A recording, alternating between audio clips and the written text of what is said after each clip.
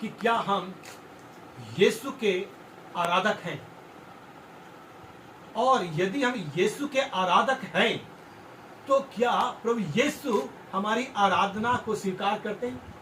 क्या उन्हें हमारी आराधना पसंद है? जो हम आराधना इन दोनों कर रहे हैं, हम बहुत सारी जगह देखते हैं ये आराधना हम अपने घरों में करते हैं, अपने परिवारों में करते हैं, हम चर्चों में देखते हैं, बड़ी बड़ी मीटिंगों में देखते हैं कि लोग आराधना कर रहे हैं। हमारे आराध्य को, हमारे परमेश्वर को हमारी आराधना पसंद है या नहीं? क्या वास्तव में हम उसके आराधक हैं? और आराधक है तो क्या हमारी आराधना उसको पसंद है? क्या वो स्वीकार करता है उस आराधना को? बाइबल क्या कहती है इस विषय में, आइए देखते हैं। यूहन्ना रचित सुसमाचार उसका 4 अध्याय और उसका 23 और 24 पद में आपके लिए पढ़ूंगा। और यहां इस प्रकार लिखा है, परंतु वह समय आता है, वरन अब भी है, जिसमें सच्चे भक्त पिता का भजन आत्मा और सच्चाई से करेंगे, क्योंकि पिता अपने लिए ऐसे ही भजन करने वाले को ढूंढता है। अगर और बाइबल में आप पढ़ेंगे तो वहां लिखा है ऐसे आराधना करने वाले ढूंढता है। मैंने आपकी बाइबल में कैसे लिखा है, पढ़ सकते हैं? यूहन्ना सुसमाचार का 4 अध्याय का 23 और 24 पद। तो वह समय आ रहा है, वह समय आता है, वरन आ गया है, जब सच्चे आराधक पिता की आराधना आत्मा और सच्चाई से करेंगे। पिता की आराधना आत्मा और सच्चाई से करेंगे, क्योंकि पिता अपने लिए ऐसे ही आराधक चाहता है। पिता अपने लिए ऐसे आराधक चाहता है। कैसे आराधक? जो आत्मा और सच्चाई से उसकी आराधना करें। और लिखा, परंतु वह समय आता है, वरन अब भी है, जिसमें सच्चे भक्त पिता का भजन यानी पिता की आराधना आत्मा और सच्चाई से करें, क्योंकि पिता अपने लिए ऐसे आराधक ढूंढता है। तो आराधना तो बहुत से लोग करते हैं, लेकिन उन आराधना करने वालों में परमेश्वर ढूंढ रहा है उसके आराधक। उसके आराधना करने वाले कौन हैं? आराधना करने वाले वो हैं जिसके बारे में बाइबल में लिखा है सच्चे भक्त। और सच्चे भक्त वो हैं जो आत्मा और सच्चाई से उसकी आराधना करते हैं। आत्मा और सच्चाई से आराधना करना। आराधना बहुत लोग करते हैं, 1 घंटे 2 घंटे, लंबे समय भी कर सकते हैं, लेकिन क्या वो आराधना जो की जा रही है, क्या वो आत्मा और सच्चाई से की जा रही है? आत्मा और सच्चाई से आराधना करने वाले आराधक परमेश्वर ढूंढता है। और परमेश्वर का वचन कहता है 24 पद, परमेश्वर आत्मा है, परमेश्वर आत्मा है, और अवश्य है हाँ, कि उसकी आराधना करने वाले आत्मा और सच्चाई से आराधना करें। उसकी आराधना करने वाले आत्मा और सच्चाई से आराधना करें। आत्मा और सच्चाई से आराधना करें। परमेश्वर आत्मा है और उसकी आराधना करने वाले क्या करें? आत्मा और सच्चाई से आत्मा और सच्चाई से आराधना करें, क्योंकि परमेश्वर उन आराधना करने वालों में ढूंढ रहा है कौन है जो आत्मा और सच्चाई से उसकी आराधना कर रहा है। क्या मतलब है? प्रभु क्या बताना चाहता है? कौन है वो जो आत्मा और सच्चाई से आराधना करने वाले? क्या मतलब है आत्मा और सच्चाई से आराधना करने वाले? करने का मतलब क्या है? आत्मा और सच्चाई से आराधना करने का मतलब क्या है? इसको समझने क्यों जरूरत पड़ी इस पद की यहां पर? क्यों प्रभु इस बात को कह रहा है? इसको समझने के लिए हमें इस अध्याय को पढ़ना पड़ेगा, समझना पड़ेगा।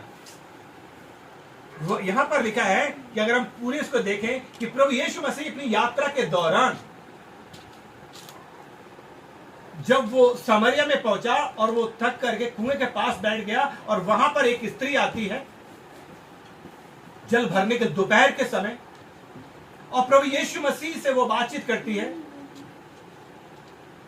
और प्रभु यीशु मसीह उससे कहते हैं कि मुझे जल पिला। और वो स्त्री कहती है कि तू यहूदी और मैं सामरी हूं, तू कैसे मुझसे जल मांगता है। इसको हम पढ़े नवा पद, चौथा अध्याय का नवा पद पढ़े। उस सामरी स्त्री ने उससे कहा, उस सामरी स्त्री ने उससे कहा, तू यहूदी होकर मुझ सामरी स्त्री से पानी क्यों मांगता है? तू यहूदी होकर के मुझ सामरी स्त्री से क्यों पानी मांगता है? क्योंकि यहूदी हाँ, सामरियों के साथ किसी प्रकार का व्यवहार नहीं रखते। यहूदी लोग सामरियों से किसी प्रकार का व्यवहार नहीं रखते थे। ये सामरी कौन थे? इसको जानने के लिए हमें देखना पड़ेगा कि अश्शूरियों ने इजराइल के उत्तरी भाग पर आक्रमण करके उसको इजराइलियों को कब्जा कर लिया था और इजराइलियों को बंदी बनाकर ले गए थे। और जो कुछ इजरायली वहां पर रह गए थे, उन्होंने अश्शूरियों और कनानियों के साथ विवाह कर लिया।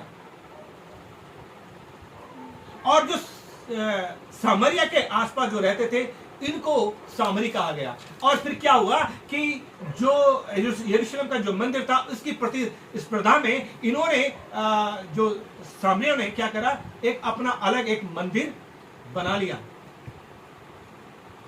और इन्होंने अपने लिए खुद पुरोहित नियुक्त कर लिए।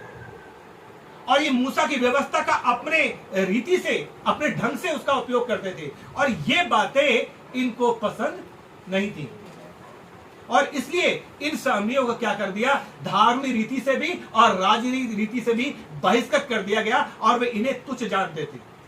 और इसलिए वो इनसे किसी प्रकार का व्यवहार नहीं रखते थे। और जब ये स्त्री वहां पर आई, क्योंकि अगर शुद्धता की स्थिति से देखें तो ये लोग बहुत ज्यादा जो यहूदी लोग थे, जो ये लोग थे, ये बहुत ही नियम के पावन थे और इसलिए ये सामने से किसी प्रकार का व्यवहार नहीं रखते थे। और इसलिए वो स्त्री कह रही है कि तू तो यहूदी है और मैं सामरी हूं। और फिर 10वां पद, यीशु ने उत्तर दिया, यीशु ने उस स्त्री को उत्तर दिया, यदि तू परमेश्वर के वरदान को जानती, और यदि तू परमेश्वर के वरदान को जानती और यह भी जानती कि वह कौन है जो तुझसे कहता है मुझे पानी पिला। तू ये जानती कि वो कौन है जो तुझसे कहता मुझे पानी पिला, हाँ, तो तू उससे मांगती और वो तू उससे मांगती और वह तुझे जीवन का जल देता। आमीन। जीवन का जल तू उससे मांगती, जीवन का जल वो तुझे देता। फिर वो स्त्री क्या कह रही है? स्त्री ने उससे कहा, हाँ, हे प्रभु, तेरे पास जल भरने को तो कुछ है भी नहीं। वो कह रही है जल भरने के लिए तेरे पास कोई बर्तन नहीं है, कोई चीज नहीं है तेरे पास, और कुआं गहरा है, और ये कुआं है बहुत गहरा है। तो फिर वह जीवन का जल हाँ, तेरे पास कहाँ से आया? वो जीवन का जल तेरे पास कहाँ से आया? और फिर क्या तू हमारे पिता याकूब से बड़ा है? ठीक है, ये स्त्री क्या समझ रही है? क्योंकि इसको पानी भरने के लिए बड़ी दूर से इस कुएं पर आना पड़ता था।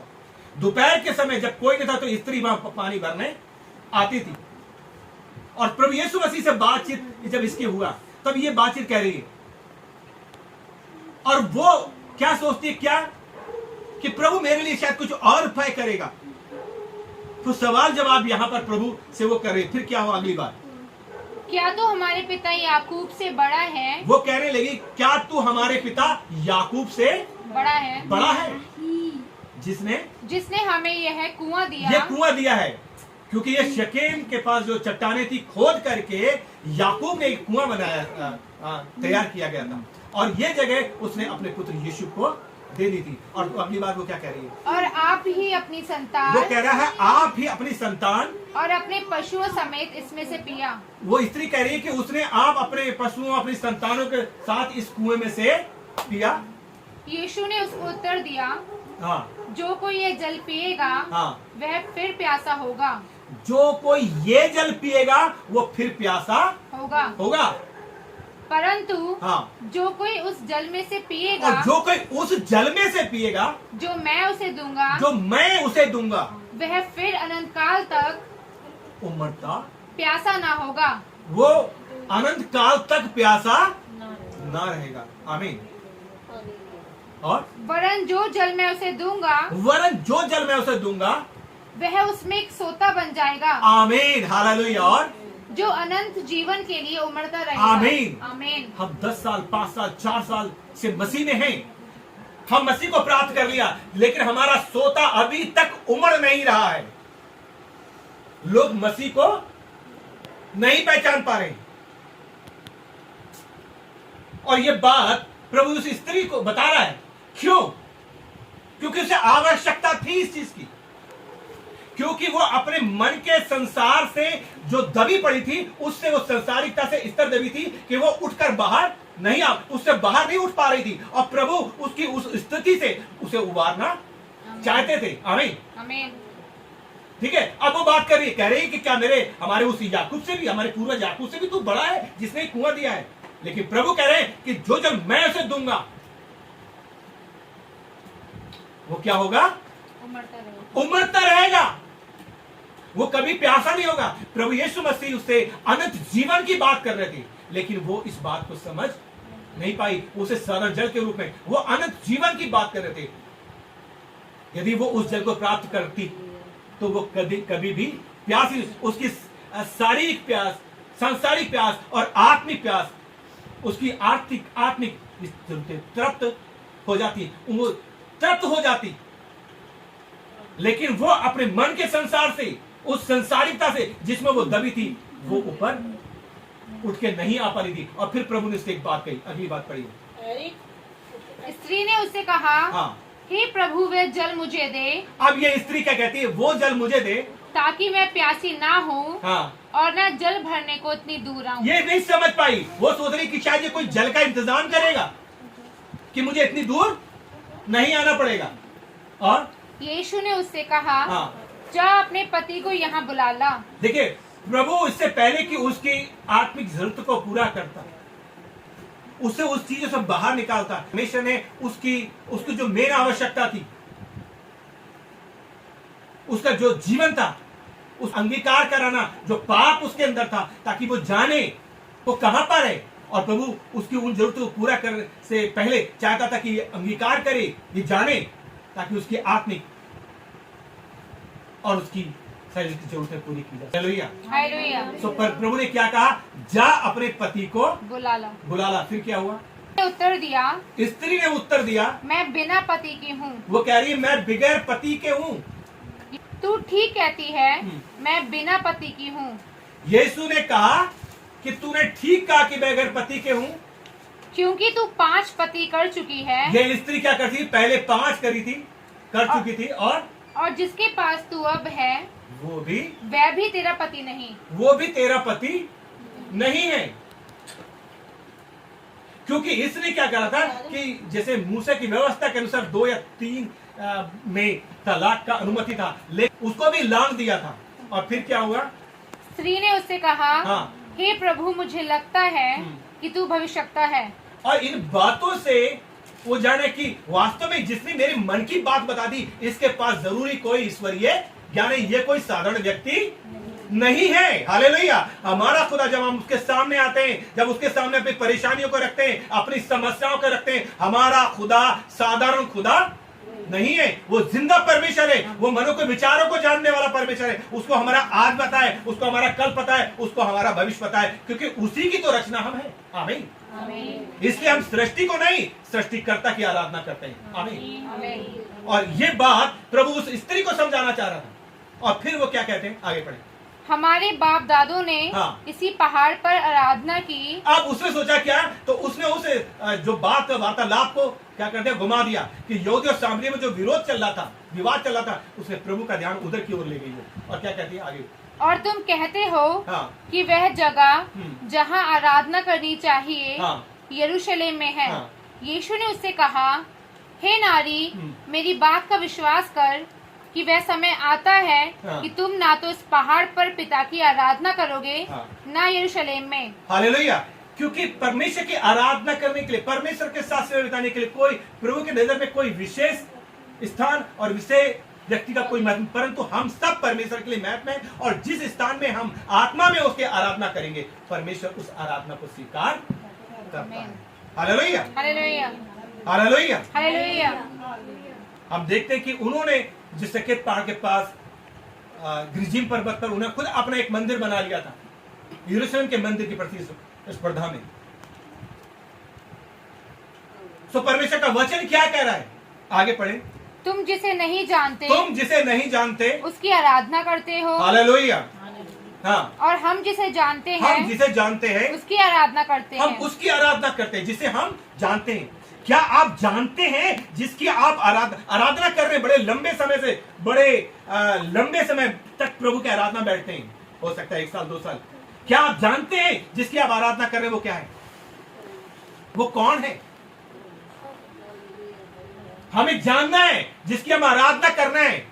वो स्वर्ग और जमीन का मालिक है, उसके लिए कोई भी काम असंभव, nothing is impossible for him. My lord is so big, so strong and so mighty, there is nothing impossible for him. उसके लिए कुछ भी असंभव नहीं है। हालेलुया। अगली बात, क्योंकि उद्धार यहूदियों में से है। क्योंकि उद्धार यहूदियों में से, क्योंकि प्रथम संदेश वाहक भी यहूदी थे और उद्धारकर्ता भी। हालेलुया। और अगली बात, परंतु वह समय आता है। फिर अब ये बात बताया प्रभु ने कि एक समय, वो समय आता है, वरन अब भी है वो समय जिसमें सच्चे भक्त पिता की आराधना आत्मा और सच्चाई से करेंगे। आत्मा और सच्चाई से करेंगे। आत्मा और सच्चाई से आराधना करें का मतलब क्या है? कि हम जिसकी आराधना कर रहे हैं, हम उसके महत्व को स्वीकार कर रहे हैं। ठीक है, हम उसके महत्व को स्वीकार कर रहे हैं। जिसकी हम आराधना करें, क्या हम उसके महत्व को स्वीकार कर रहे हैं? क्या हम उसके वचन को महत्व को, क्या हम उसकी आज्ञा को महत्व को, क्या महत्व है उसका जिसकी हम आराधना करें? उस आराध्य का हमारे जीवन में क्या महत्व है? उसके वचन का हमारे जीवन में क्या महत्व है? यह आत्मा और सच्चाई से आराधना करना। सच्चाई से आराधना का मतलब है असत्य के विपरीत, झूठ से अलग होकर के, भौतिकता के विपरीत, संसारिकता के विपरीत होकर, आत्मा में होकर परमेश्वर के साथ संगति करना, आराधना करना, उसके महत्व को स्वीकार करना कि मेरा परमेश्वर का महत्व मेरे जीवन में क्या है, उसकी आज्ञा का मेरे जीवन में क्या महत्व है, उसके वचन का मेरे जीवन में क्या महत्व है, उसकी पवित्रता का मेरे जीवन में क्या महत्व है। आराधना का मतलब नहीं है कि हम लंबे समय से आराधना कर रहे हैं, लेकिन लिखा पिता ऐसे आराधक ढूंढ रहा है। आराधना तो बहुत लोग कर रहे हैं, लेकिन जब हम आराधना करते हैं, स्वर्गदूत के साथ साथ पिता भी हमारी आराधना का अवलोकन करता है और वो देख रहा है जो उसकी आराधना कर रहे हैं। क्या ये आत्मा के साथ कर रहे हैं, या टाइम पास कर रहे हैं, या थोड़े समय पर, कितने समय प्रभु के साथ समय बिता रहे हैं? आमीन, हालेलुया। सो हम परमेश्वर के वचन पर मन चिंता करते हुए प्रभु में बढ़े, जैसा कि परमेश्वर का वचन कह रहा है। परंतु वह समय आता है, वरन अब भी है, जिसमें सच्चे भक्त पिता का आराधना आत्मा और सच्चाई से करेंगे। हालेलुया। क्योंकि पिता अपने लिए ऐसे आराधक, अपने लिए पिता को ऐसे आराधक चाहिए। आप कैसी आराधना कर रहे हैं? क्या आप यीशु के आराधक हैं? हालेलुया। 24 पद कहता परमेश्वर आत्मा है। एक पद को मैं प्रोडक्ट से आपके लिए बहुत जल्दी से एक पद और पढ़ दूंगा आपके लिए। अगर मेरे लिए पढ़े 5 अध्याय का 7 पद।